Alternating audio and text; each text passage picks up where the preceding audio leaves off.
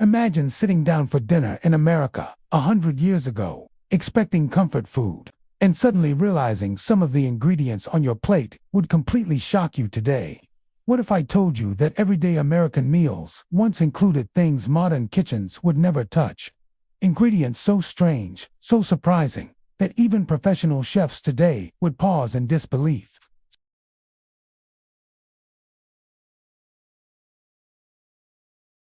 Old American cooking wasn't about trends or Instagram aesthetics. It was about survival, availability, tradition, and sometimes pure desperation. Families cooked with what they had, not what looked good.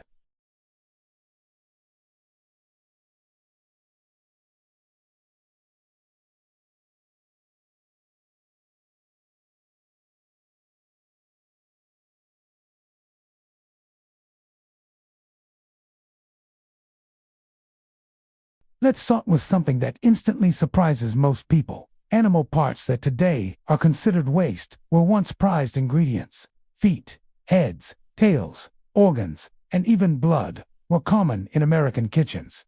Nothing went to waste.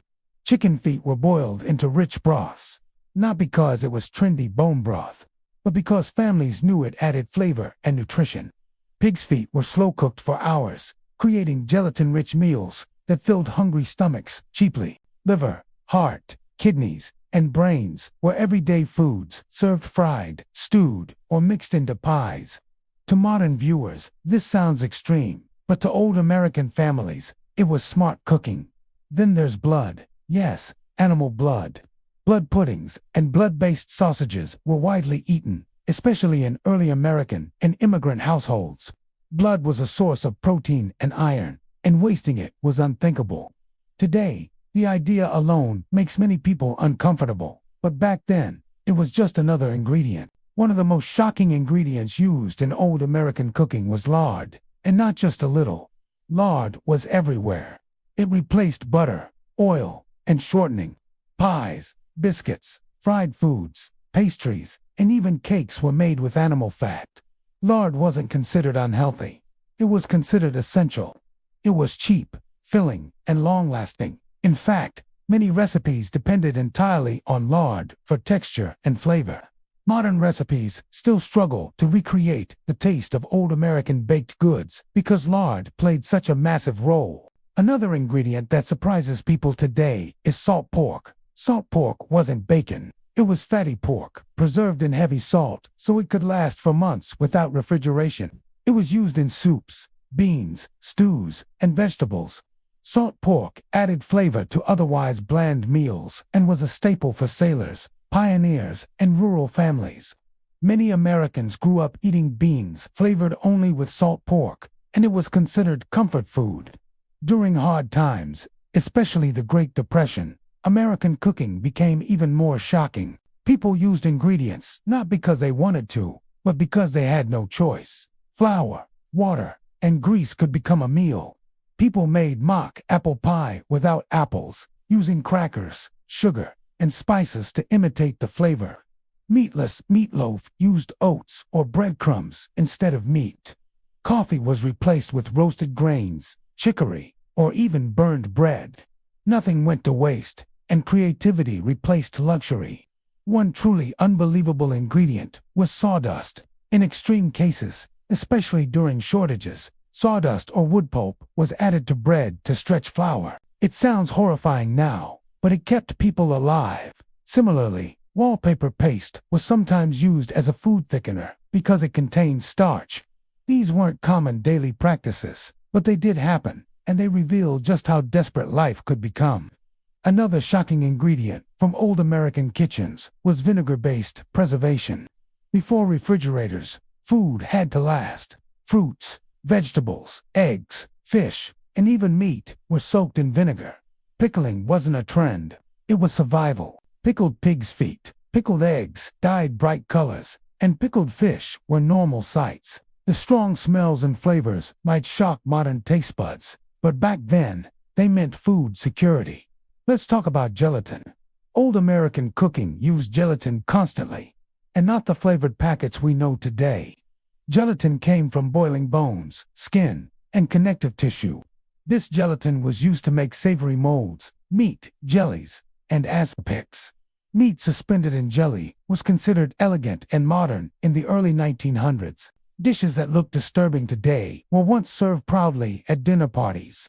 Even insects weren't completely off the table. While not widespread, some early American communities used insects like grasshoppers and locusts during infestations. When crops were destroyed, insects became protein. They were fried, dried, or ground into meals. Survival always came first. Another ingredient that shocks modern viewers is raw milk. Old Americans drank milk straight from the cow. Cheese, butter, and cream were made at home, often without strict sanitation. While this carried risks, it was normal life. Pasteurization wasn't widespread until later, so raw dairy products were common. Whiskey, rum, and beer were used not just for flavor, but for safety. Alcohol could preserve food, kill bacteria, and add calories.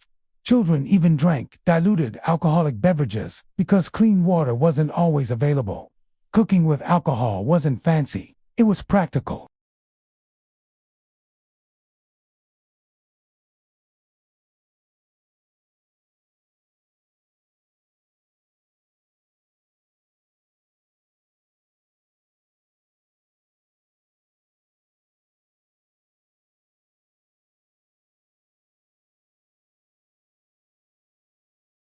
The line between medicine and cooking was very thin. One ingredient that truly shocks modern audiences is canned meat products of the early industrial age. When canning became popular, Americans experimented heavily. Meat, fish, soups, and even whole meals were sealed and stored for long periods. Quality control wasn't what it is today, leading to strange textures, smells, and flavors. But canned food represented progress and security. Early artificial food dyes were sometimes toxic. Brightly colored candies, cakes, and drinks used chemicals we now consider dangerous. But at the time, bright food meant excitement, celebration, and modern living.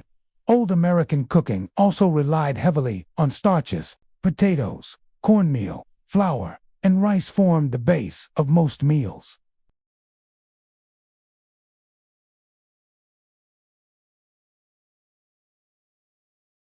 Even desserts were often just sweetened starch. One of the most emotionally surprising things about old American cooking is how normal all of this felt to people at the time. These ingredients weren't shocking then. They were familiar, comforting, and connected to family traditions. Recipes were passed down, not questioned. If you're still watching, this is where it gets even more fascinating.